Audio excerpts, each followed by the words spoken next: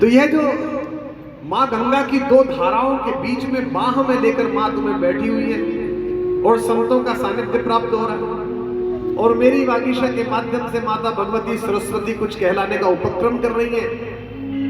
ये उससे बड़ा सौभाग्य है जिस दिन तुम आईआईटी में सेलेक्ट हुए थे।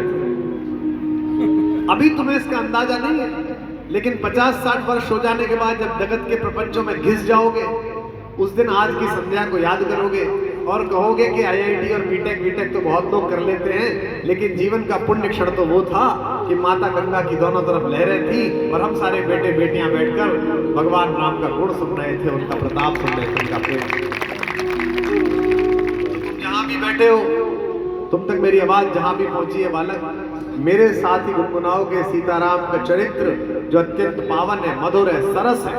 इसे न जाने कितनी बार लोगों ने सुनाया है और हर बार इसमें प्यास बढ़ी है।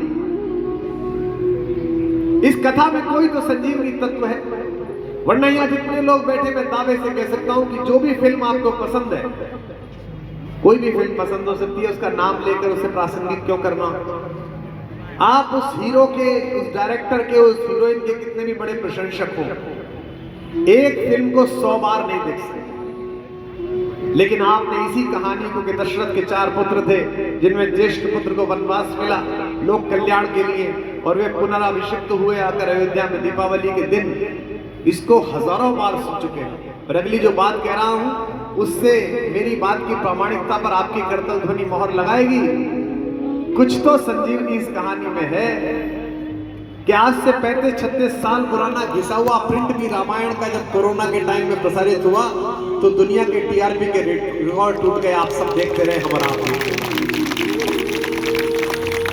सीताराम चरित अति पावन, सीताराम चरित अति पावन, मधुर सरस अरु अति मन भावन। सीताराम चरित अति पावन, मधुर सरस अरु अति मन भावन। कल भी आधा घंटा लगा था आपको अपनी आवाज मुझ तक पहुंचाने में। बड़े सौभाग्य से फल मिला है कि मैं जो बोल रहा हूं उसे आप गा सकें और आप जो बोल रहे हैं उसे मैं गुनगुना सकूं। इसलिए सबके हाथ और सबका स्वर अगर अर्पित नहीं होगा तो गंगा में अर्थ नहीं चढ़ेगा आपका हमारा। सीताराम चरित अति पावन, सीताराम चरित अति पावन, मधुर सरस अरु अति मन भावन। सीताराम चरित अति पावन, मधुर सरस अरु अति मन भावन। पुनि पुनि कितने सुने सुनाए, पुनि पुनि कितने सुने सुनाए, ये की प्यास बुझत न बुझाए।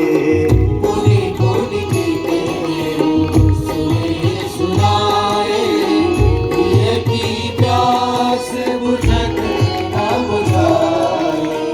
मंगल भवन या मंगल हारी, प्रभु सुदशरथ अजिर बिहारी।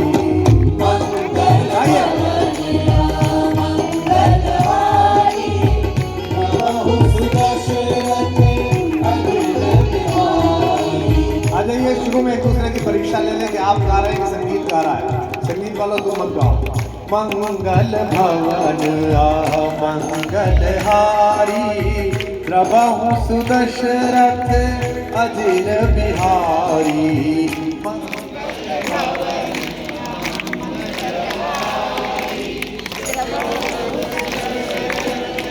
अजिर बिहारी, मंगल भवन दशरथ अजिर बिहारी, मंगल भवन मंगलहारी, प्रभु दशरथ अजिर बिहारी। ये दृष्टि का विभेद है।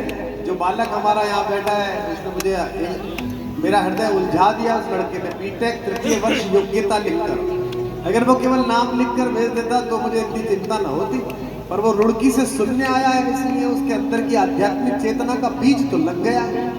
अब उसमें गंगा जल डालने का काम इस समिति का है, मेरा है और महाराज जी का है।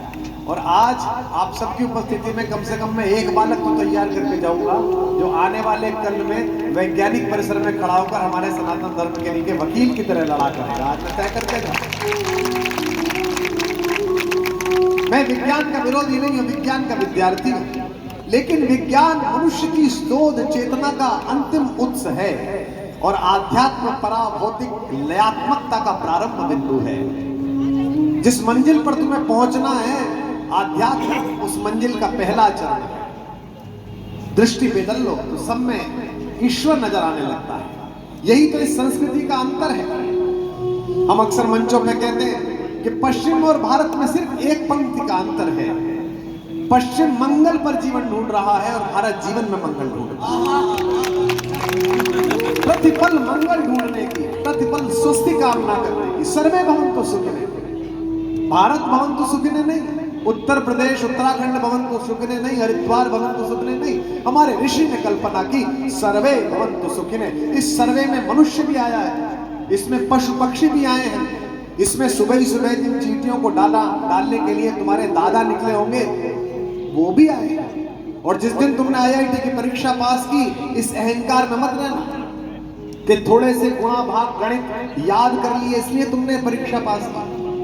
इसमें तुम्हारी माओ की एकादशी लगी है, इसमें तुम्हारे पिता के सोमवार के व्रत लगे हैं, इसमें तुम्हारे दादा के संकल्प लगे हैं, तब जाकर तुम विश्व के एक संस्थान में सेलेक्ट हुए।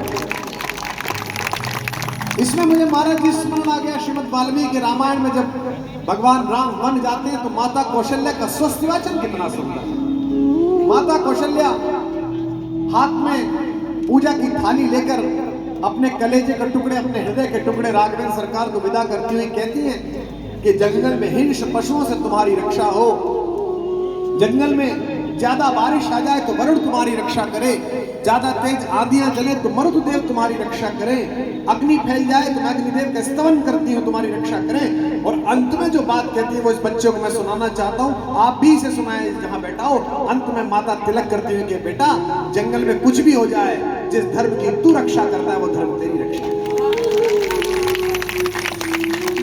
बहुत अश्रु स्वस्ति वाचन है माता का।